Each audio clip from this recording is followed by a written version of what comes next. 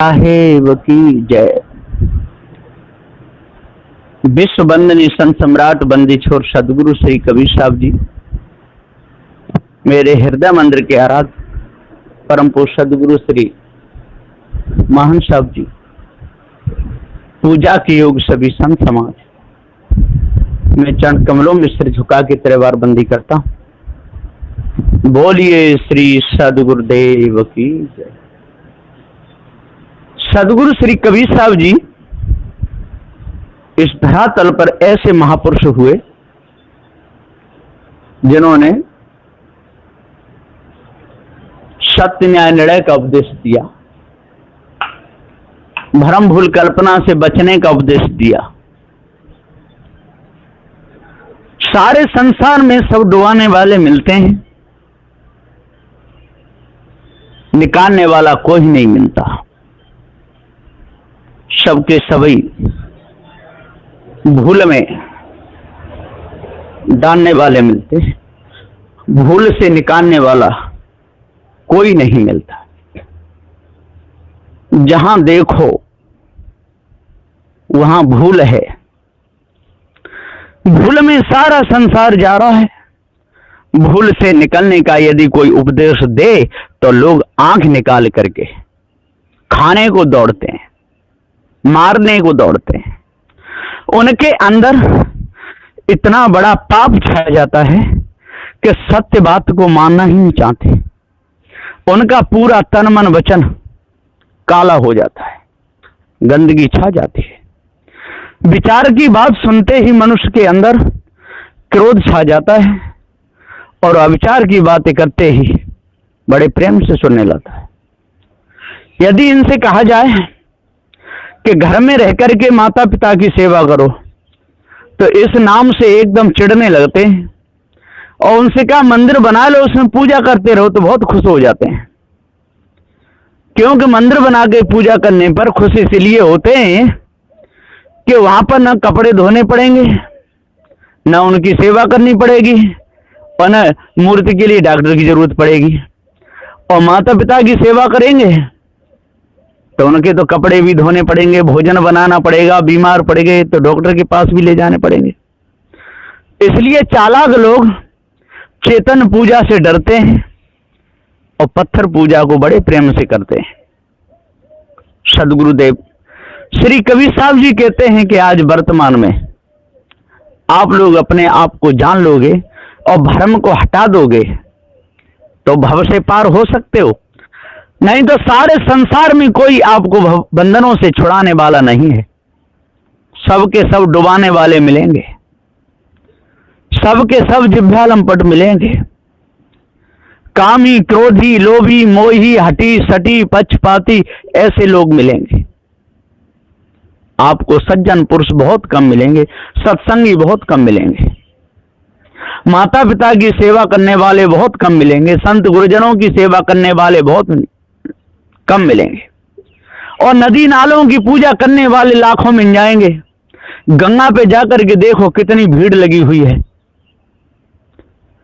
गंगा यमुना को नहाने वाले बहुत मिलेंगे, सूर्य चंद्र पर लोटा चढ़ाने वाले बहुत मिलेंगे, परंतु दीन गरीबों की रक्षा करने वाले, सेवा करने वाले संसार में बहुत कम है। सेवा के नाम से लोगों को बुखार आ जाता है, भागने लगते हैं, और उनसे कह दो कि कोई परमात्मा है और आपके दुखों को मिट देगा और माला लेकर भजन करो, तो भजन करने के लिए माला लेकर के 4-4 घंटे तक बैठ जाएंगे। सदगुरुदेव जी कहते हैं कि ऐसे अंतःकरण आपका कभी शुद्ध नहीं होगा, आपके अंतःकरण की गंदगी ऐसे नहीं मिटेगी। ऐसे तो और दिन दूनी रात चौगुनी बढ़ती ही चली जाएगी, भ्रम आपके अंदर बढ़ता ही चला जाएगा, कूड़ा कचरा आपके अंदर होता ही जाएगा। यदि हवा चलती रहे, वृक्षों के पत्ते टूट टूट करके आते रहे, वहां पर झाड़ू ना लगाया जाए तो गंदगी बहुत हो जाएगी, गंदगी को साफ भी नहीं कर पाओगे। यदि गंदगी साफ करना चाहते हो तो चोरी, हिंसा, व्यभिचार को तजना पड़ेगा, ईर्ष्या, क्रोध, मान, छल को तजना पड़ेगा, गाली, निंदा, झूठ को हटाना पड़ेगा, बुरे कर्म सब हटाने पड़ेंगे, व्यभिचार करना त्यागना पड़ेगा, मांस खाना त्यागना पड़ेगा, शुद्ध शाकाहारी बनना पड़ेगा, तब ही मन निर्मल होगा, नहीं तो मन निर्मल होने वाला नहीं है। लोग अपने से भिन्न कल्पना करके मुक्त होना चाहते हैं, मन को शुद्ध करना चाहते हैं, लेकिन मन शुद्ध नहीं होगा। एक राजा था, राजा पर कोई संतान नहीं थी, राजा बूढ़ा हो चुका था। राजा सोच रहा था कि अब अपने राज्य का मालिक मैं किसको बनाऊं। बहुत दिन विचार करते करते हो गए, फिर उसके मन में एक विचार आया और उसने 80 हाथ गहरा एक कुआं खुदाया और खुदवा करके और सारे राज्यों में और पत्र लिखवा के भिजवा दिए कि राजा अपना उत्तराधिकारी चुनना चाह रहे हैं और जो योग्य राजकुमार होगा उसको वो अपनी राजगद्दी पर बैठाएंगे। और कोई हो, ये मतलब नहीं कि राजा ही का बेटा हो, जो भिखारी का क्यों ना हो, यदि जिसमें योग्यता होगी उसी को राजा अपने राज सिंहासन पर बैठा देंगे। ये खबर सुन करके राजा के दरबार में लाखों की भीड़ लग गई। राजा कुआं पर पहुंचे और बोले कि जो आंख मीच करके इस कुआं में कूद जाएगा उसके साथ में मैं अपनी बेटी की शादी कर दूंगा और अपने राज्य का मालिक उसे बना दूंगा, अपना उत्तराधिकारी बना दूंगा। लोग जाते हैं, कुआं की मन पर खड़े होते हैं, नीचे देखते हैं, लेकिन कूदने की हिम्मत नहीं पड़ती, डर के मारे पीछे हट जाते हैं। जितने भी गए सब के सब हार मान करके पीछे हट गए। कुआं में कूदने की किसी की हिम्मत नहीं पड़ी। वो सोचे कि कुआं में कूदेंगे तो हम तो मर ही जाएंगे, फिर राजगद्दी पर कौन बैठेगा। सब के सब हट गए। राजा को वहां पर 7 दिन हो गए, लेकिन कोई भी उस कुआं में कूदने के लिए तैयार नहीं हुआ। राजा भी सोच में पड़ गया कि ये तो सब चूहे के दिल वाले हैं, इनमें किसी में हिम्मत नहीं है, अब क्या करूं। इतने में एक भिखारी आता है और राजा से कहता है कि राजन, मैं इस कुएं में कूद सकता हूं। राजा बोले कि यदि आप इस कुएं में कूद जाओगे तो मैं अपने राज्य का आपको मालिक बना दूंगा। ये सुन करके बता देना, प्रवचन सुना, तो मैं आपको अपने राज्य का मालिक बना दूंगा, फिर कभी भी आपको कोई भी हिला नहीं पाएगा। इतनी बात सुन करके भिखारी कुआं में कूदने के लिए तैयार हो गया। जैसे ही कुआं में कूदने के लिए भिखारी भागा, एकदम राजा ने उसको पकड़वा लिया और अपनी राजगद्दी पे बैठा करके राज तिलक कर दिया। सब राजे इकट्ठे हो गए, बोले महाराज जी ये तो कुआं में कूदा नहीं, आपने राज का मालिक कैसे बना दिया। राजा बोले आप कुआं में कूदने से डरते थे, इसके अंदर डर नहीं था, इसलिए इसको राजा बना दिया। मैं कोई कसाई नहीं, कोई निर्दयी नहीं, किसी के प्राण नहीं लेना चाहता हूं। मैं तो आप लोगों की हिम्मत देख रहा था, आप लोगों के अंदर हिम्मत नहीं निकली, इसलिए आपको राजा नहीं बनाया गया। भिखारी के अंदर हिम्मत थी, इसलिए राजा बन गया।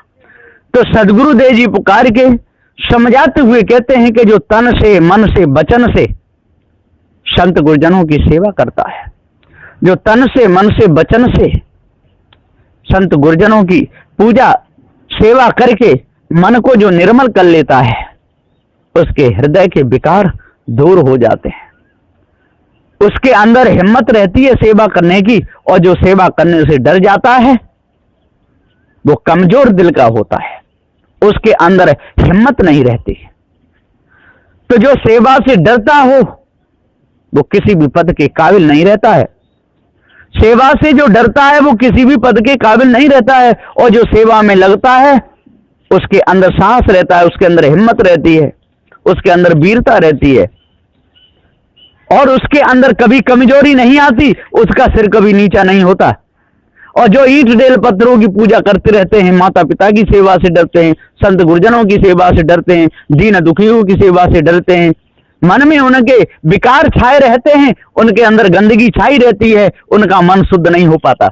वो शराब पी करके अपने जीवन को बर्बाद करते हैं, मांस खा करके अपने जीवन को बर्बाद करते हैं, चोरी हिंसा व्यभिचार करके अपने जीवन को बिल्कुल बिगाड़ लेते हैं। दूसरा, जब जन्म होता है तो वो सीधे पशु पक्षी उस समझ खानी में जाते हैं, वो मनुष्य खानी में नहीं आ सकते। उनके अंदर कालमा बनी रहती है, उनके अंदर गंदगी छाई रहती है, वो अपने कर्तव्य का कभी पालन नहीं कर सकते। जो घास फूस की जो पूजा करे, जो अपने से भिन्न किसी को मान के पूजा करे और उसके आसपास वाले उससे दुखी रहें, उसके माता पिता उससे दुखी रहें, तो उसकी सेवा किसी काम की नहीं। तो सदगुरुदेव जी कहते हैं, आज अपने आप को जानो, भ्रम भूल कल्पना को अपने अंदर से निकालो, तंत्र मंत्र जादू टोना हवन होम को अपने अंदर से दूर करो, पारखी संतों की शरण में लग करके चेतन पूजा करना सीखो। भूखे को भोजन, नंगे को कपड़ा, प्यासे को पानी, इससे बड़ी सेवा सारे संसार में और कोई नहीं है, इससे बड़ा धर्म और कोई नहीं। पर सारे संसार में लोग धर्म के नाम पर भ्रम में फंसे हुए हैं, धर्म के नाम पर धोखे में फंसे हुए हैं, धर्म के नाम पर भागवत गीता पढ़ पढ़ करके और अपने समय को बर्बाद करते हैं और दूसरे को करते हैं, लेकिन जिंदाओं की पूजा नहीं करते। माता पिता को तो वृद्धालय में ले जा करके छोड़ देते हैं। अब बताओ, इनका मन कैसे पवित्र होगा? कभी नहीं हो सकता। इसलिए चोरी हिंसा व्यभिचार को त्यागने से ही मन निर्मल होगा, ईर्ष्या क्रोध मान छल को त्यागने से ही मन निर्मल होगा, गाली निंदा झूठ को तजने से मन निर्मल होगा, और सत्य विचारशील दया धैर्य विवेक वैराग गुरु भक्ति को धारण करने से ही हृदय की गंदगी मिटेगी, और ये तन से मिट नहीं सकती। गंगा यमुना नहाने से पाप नहीं कर सकते। हाँ, शरीर का मैल धुल सकता है, शरीर में ठंडक आ सकती है। गंगा यमुना नहाने से पाप कट जाते हैं, ऐसा लोग कहते हैं। इसलिए ही तो लोग संसार में पाप ज्यादा करते हैं। मन माने कितने भी पाप कर लो और एक डुबकी जाकर के गंगा में ना लगा लो, सारे पाप कट जाएंगे। फिर पाप करने से कौन डरेगा? सारे संसार में फिर पाप करने से कोई डरने वाला नहीं है। लोग मनमाने पाप करते रहेंगे और गंगा नहाते रहेंगे। सदगुरुदेव कहते हैं, भैया ज्ञान रूपी गंगा नहाओगे, सत्संग रूपी गंगा नहाओगे, तभी पाप कट सकते हैं, और यत्न से पाप कटने वाले नहीं है। इसलिए मन की खराबी को दूर करो, मन की गंदगी को दूर करो।